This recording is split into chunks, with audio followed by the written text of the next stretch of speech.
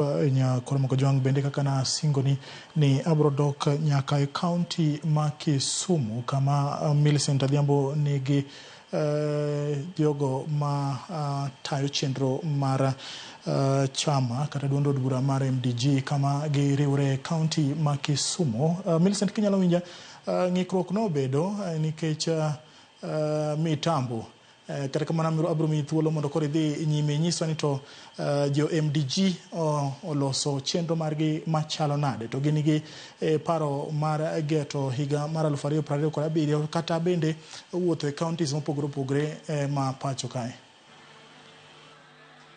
Ero kamano ahinya James Opondo kuom miya thuolo kendo mokwongo abro kwayo ng'uono ne joneno magwa kuom ng'ikruok mane obede kotenore kod weche mag mbui magin gigo molos kod lwet dhano. Abotero achiel kachiel ir jatelo mabende na achiel kuom jokanyo mabende ochopo kaendi mondo mi ginyal dhiro chenro mar ndikruok ne oganda mondo mi obed jochama mag Movement for Democracy and Growth mano MDG. Machiegni mana mapiyo piyo neno ka ji kore ne an nyinga Michael Leo, and National Executive Director mar MDG Party.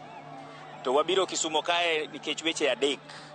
Mokwongo wabiro register members mondo donje party mondo medre kabisa, wadwaro members mang'eny.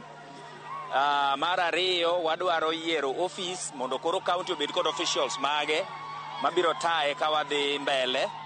Kod mar adek wabiro go siasa kae nikech sani Kenya ikore ne yiero maduong' 2027 kendo mane gimokelo waka. Koro nyocha wan Siaya, wasetimo mano Siaya, wasetime Kakamega, kawuono wan Kisumo, wuok tich wan Vihiga, wadwago Kenya mzima, counties te. Kawa recruit members, to wayiero officials, to wago siasa ma 2027. Kech 2027 wadhi yiero e kombe te, wadhi chungo ji e kombe te mag Kenya kae. Ero kamano ahinya mana mapiyo piny nyalo medo kaka jalno bende ochopo kaendi. Ndikruok chalo nade be oganda owuok oko ka romo ka owuok e sub counties abiro duto ma Kisumu? Ber kabisa kendo ani luonga ni Ayubo Uma Kisumu West, ane machung' ne jogo mong'ol Kisumu County. Aparo ni ndikruok dhi maber kabisa kendo party wa mar MDG en party mar joluo kendo en party maber kabisa kendo mora kabisa ka party marwa mar MDG recognize nyaka jogo manigi ng'ol kendo wadwa dhi mobilize nyaka jogo manigi ng'ol mondo mi ondikre party kaka gin jo party. Ero kamano ahinya kaka joma mine nyalo welo joma mine party ni wuok oko maromo nade mo undikri tang'o muneno kaka joma mine ni ber mondo mi undikru kaka jo party mar MDG. Chagi nyingi ni kamera. Iluonga ni Janet Atieno abiro iluonga ni Janet Atieno abiro mondo wa elect jowa kaka jo MDG kendo wamor ahinya wan jo Kisumu nikech wayudo party manyien mwanyalo dhi godo mbele. Kako jende bende neno ka party ni include rowere. Wan kako jende luonga ni Steven Okumwa wuok Nyalenda B ward. Arwako party mar MDG en party mayo orwako nyaka yudhe matindo kaka an jatend youth ma Nyalenda B ward. I present Nyalenda B ward. Arwako party en gima ber ma wadhi dhi go mbele. Ma e party mar MDG mwamor go e Kisumu County.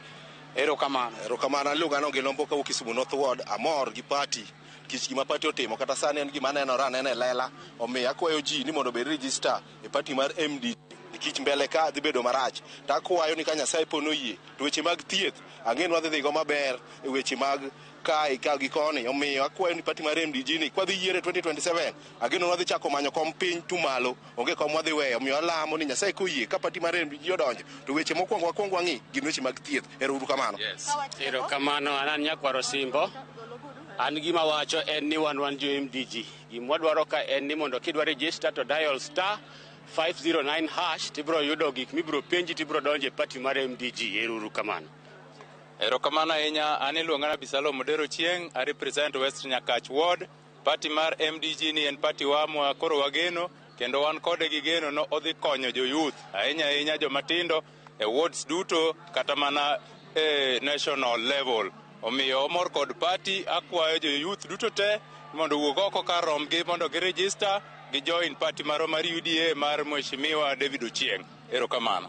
Mana kamano James Opondo kionge penjo moro amora kaka nanyisi ni jatelo mar MDG mano jaod bura ma Ugenya e Siaya County no winjo be ni chopo gi thuolo ni endi osechopo kendo sani osechako twak gi jopiny korwake kanyo kod mini ma bende no yongone mondo mi orwake ei kiwanja. Maodwa ni waringi mondo wadhi wawinjare nani to en gi weche mage ma bende dwa lombo godo jopiny mondo mi jopiny ma bende osendikore kik bed kod kikruok e paro kochopo yiero mar 2027 mondo mi gigo mabende jopiny okwayo kaka weche mag thieth, ng'iyo ngima joma mine kaachiel kod rowere obiyo ng'i kochopo kinde no mabende gibro chako manyo kombe mopogore e lemo mag siasa chakre mag MCA nyaka mar jatend piny. Kao kamano magi weche mapod wanyonore kaendi mondo mi wakelnu achiel kaachiel kod kuku gi gigo madhi wuok e romoni kawuono nyaka seche ma orumo mondo ka ngochopo seche mag kelo weche manyien gi kuku gi seche mag ang'ich welo kod oimore to wakelnu mago mabende bro tucho e romo mar Movement for Democracy